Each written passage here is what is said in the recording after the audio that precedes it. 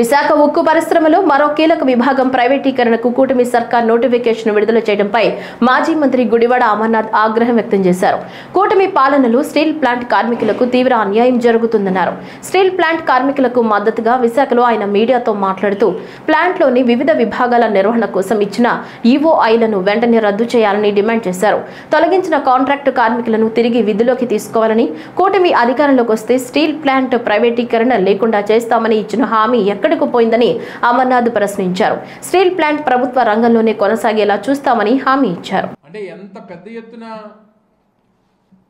అక్కడ ఉన్నటువంటి కార్మికుల్ని బెదిరిస్తూ భయపెడుతూ దాదాపు 4 సంవత్సరాల పాటు 2020 డిసెంబర్లో 2021 అనుకుంటా 2021 జనవరిలో ఏ రోజైతే ఆ రోజు కేంద్ర ప్రభుత్వం తీసుకున్నటువంటి డిజిన్వెస్ట్మెంట్ ప్రైవేటీకరణ నిర్ణయం ఏదైతే ఉందో ఆ రోజు నుంచి ఆ రోజు మేము అధికారంలో ఉన్నప్పుడు పూర్తిగా వ్యతిరేకిస్తూ జగన్మోహన్ రెడ్డి గారి నాయకత్వంలో ఎట్టి పరిస్థితుల్లో ప్రైవేటీకరణ చేయడానికి వీల్లేదు అని చెప్పి ఆ రోజు కేంద్ర ప్రభుత్వాన్ని నేరుగా ప్రధానమంత్రి గారు విశాఖపట్నం వస్తే విశాఖపట్నంలో ప్రధానమంత్రి గారు మాట్లాడినటువంటి వేదిక మీద ప్రజలను ఉద్దేశిస్తూ ఆ రోజు ముఖ్యమంత్రిగా ఉన్నటువంటి జగన్మోహన్ రెడ్డి గారు చెప్పినటువంటి మాటలు,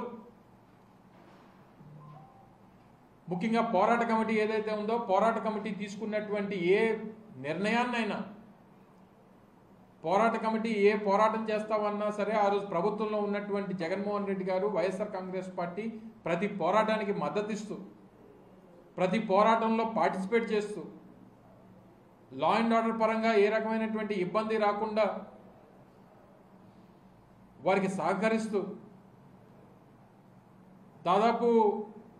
మేము అధికారంలో ఉన్నటువంటి 2024 జూన్ వరకు అధికారంలో ఉన్నటువంటి ప్రతి సందర్భంలో కూడా వారికి సహకరిస్తూ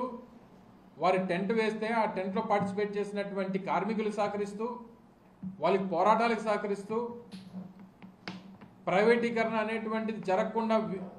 చూసుకునేటువంటి బాధ్యత ఆ రోజు మా ప్రభుత్వం తీసుకుంటే 2024లో జరిగినటువంటి ఎన్నికల్లో కూడా ప్రజలను ఉద్దేశిస్తూ ఎన్నికల ప్రచార సభలో జగన్మోహన్ రెడ్డి గారు చాలా క్లియర్గా చెప్పారు, ఎట్టి పరిస్థితుల్లో మీరు కూటమి ప్రభుత్వానికి ఓటు వేయకండి, మీరు కూటమికి ఓటేస్తే ప్రైవేటీకరణకు ఓటేసినట్టే అనేటువంటి విషయాన్ని కూడా ఆ రోజు